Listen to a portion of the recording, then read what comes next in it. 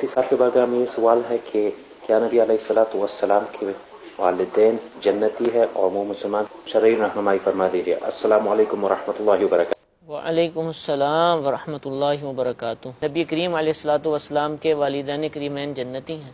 سوال پوچھیں انہوں نے۔ جی بالکل، نبی کریم صلی اللہ تعالی علیہ وسلم کے والدین کریمین جنتی ہیں، اور حضور علیہ الصلوۃ والسلام کے والدین کریمین کے صدقے میں انشاءاللہ تبارک و تعالی ہم جنت کے اندر جائیں گے۔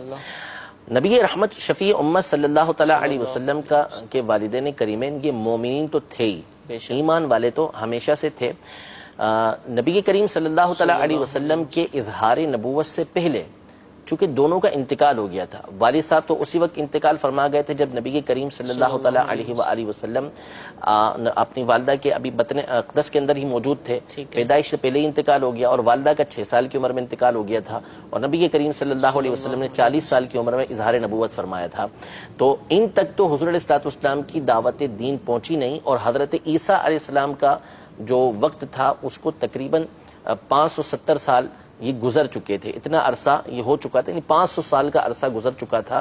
اس درمیان میں کوئی نبی تو آیا نہیں تھا، تو اس درمیان میں جو ایک تعداد ہے وہ موحد تھی، یعنی توحید پر تھی، دین فطرت پر تھی، انہوں نے کبھی بتوں کی عبادت نہیں کی، وہ کسی نبی کی دعوت ان کو نہیں پہنچی، لیکن کسی بت پرستی کے اندر مبتلا نہیں ہوئے۔ تو نبی کریم صلی اللہ تعالی علیہ وسلم کے جتنے آبا و اجداد ہیں وہ تمام کے تمام موحد تھے، یعنی وہ توحید پر تھے، اصل فطرت پر، اصل دین پر تھے، وہ بتوں کی عبادت کرنے والے نہیں تھے کہ جس کی بنیاد پر وہ کفر کے اندر جا پڑتے۔ اور اس پر بہت سارے دلائل احادیث طیبہ میں بھی موجود ہیں، تفسیر کی کتابوں میں بھی موجود ہیں۔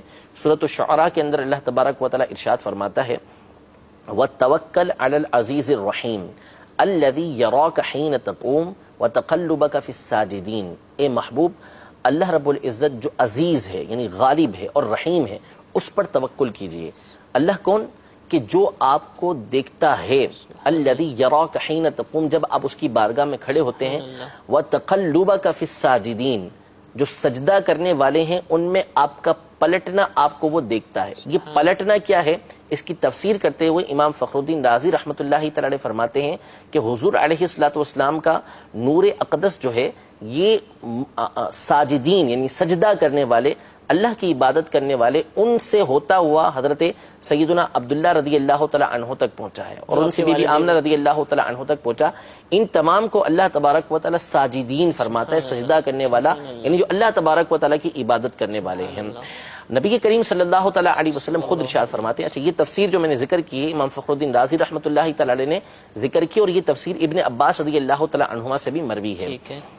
خود نبی کریم صلی اللہ تعالی علیہ وسلم کا فرمان عالی شان ہے کہ میں ہمیشہ اسلاب طاہرہ سے، جو ارحام طاہرہ ہیں، طیبہ ہیں، ان میں منتقل ہوتا رہا ہوں۔ یعنی جو انسان ہوتا ہے اس کی جو اولاً ولادت کا جو جز ہوتا ہے جس کے ذریعے بچہ پیدا ہوتا ہے وہ باپ کی پیٹھ میں ہوتا ہے، پھر وہ وہاں سے ماں کے پیٹ میں جاتا ہے، ماں کے رحم کے اندر جاتا ہے۔ تو فرمایا کہ ہمیشہ باپوں کی جو پیٹھیں تھیں وہ بھی پاکیزہ رہیں، اور ماؤں کے جو پیٹ تھے وہ بھی ہمیشہ پاکیزہ رہے ہیں۔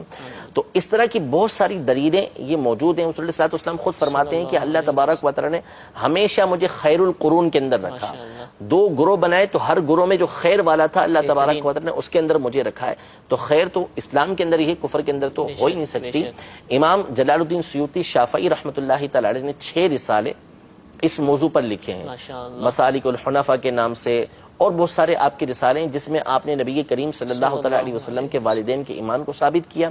شمول الاسلام کے نام سے سیدی اعلیٰ حضرت امام اہل سنت نے رسالہ لکھا جس میں تفصیل کے ساتھ آپ نے نبی کریم صلی اللہ تعالی علیہ وسلم کے والدین کا مومن ہونا ثابت کیا۔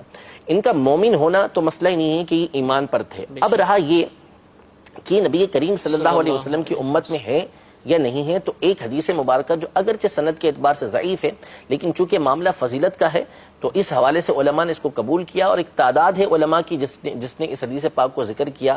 علامہ سیوطی نے ذکر کیا، علامہ قسطلانی نے ذکر کیا، علامہ سہیلی نے ذکر کیا، ابن عساکر نے ذکر کیا، کئی محدثین نے اس حدیث پاک کو ذکر کیا کہ نبی کریم صلی اللہ تعالی علیہ وسلم نے اپنے والدین کو زندہ کیا، حتی آمنا بہ، حتیٰ کہ یہ دونوں نبی کریم صلی اللہ تعالی علیہ وسلم پر ایمان لے کر آئے۔ تو یہ نبی کریم صلی اللہ تعالی علیہ وسلم کی امت میں بھی داخل ہو گئے۔